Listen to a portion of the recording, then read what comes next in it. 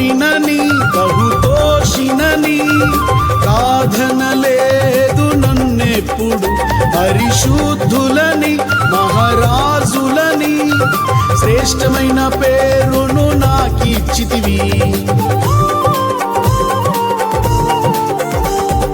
పాపినని బహుదోషినని కాదనలే